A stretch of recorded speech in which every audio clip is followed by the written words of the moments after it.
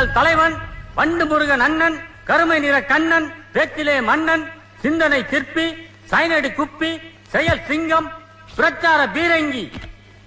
ஒரு வாரமானாலும் எதிரிகளை நேருக்கு நேராக சந்திக்கக்கூடிய போர் குணம் கொண்ட போர் வாள் என்று போற்றப்படும் எங்களுடைய வட்ட செயலாளர் வண்டு முருகன் அவர்களை இப்பொழுது உங்கள் முன்னே வீர உரையாற்ற வருமாறு அழைத்து உங்களிடமிருந்து விடைபெறுகிறேன். நன்றி, வணக்கம். வாங்கினேன். நான் சுத்தி வளைச்சு பேச விரும்பல. எதிர்கட்சிக்காரரை பார்த்து கேட்கிறேன், அரசியல் நடத்துறியா அராஜகம் நடத்துறியா? என்ன பண்ணா என் கட்சிக்காரன்?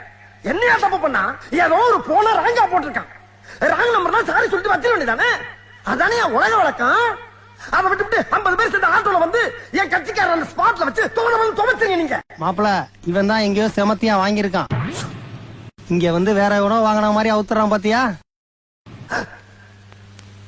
ஆனா அடிச்சாலும் பரவாயில்லையா? போன வர சின்ன பிள்ளைலாம் விட்டு இவனை அடிச்சு பழகிக்கணும் வேற அசிங்கப்பட்டிருக்கீங்க நீங்க. பழம் இருக்குது என்ன பாடியா இல்ல பள்ளிக்கூடமா? ஏதோ அந்த பையன் பாடியில எனர்ஜினால எஸ்கேப் ஆயிருக்காயா? ஒண்ணு கிடைக்க ஒண்ணு ஆயிருந்தா இந்த கட்சி யார் காப்பாத்துறது? அவன் ஃபேமிலி யார் மெயின்டைன் பண்றது? இவ்வளவு குஜராத்ல கூட இப்படி ஒரு சம்பவம் நடந்துச்சு. இதே பையனை ஒரு கட்சிக்காரன் கொண்டு போய் வச்சு அடிக்கிறாயா? ஆனா அவன் இந்த அளவுக்கு ஸ்டெப் ஒரு 2-3 நாள் வச்சு அடிச்சு அனுப்பிட்டான். அதுவும் எப்படி பிள்ளைக்கு வலிக்க கூடாதுக்காக ஒரு ஆப்பு பிராந்திய வாங்கி ஊத்தி விட்டு அடிச்சிருக்காயா? அந்த நாகரிகம் கூட உனக்கு தெரியாது. என்ன அடி! பச்சை தண்ணி கூட கொடுக்காம போட்டு அடிச்சிருக்க நீ. எப்படி எல்லாம் உன் காலில் விழுந்து கடறனா? இறக்கம் இல்லையா உனக்கு? வேணாம், எங்க கிட்ட வேணாம்.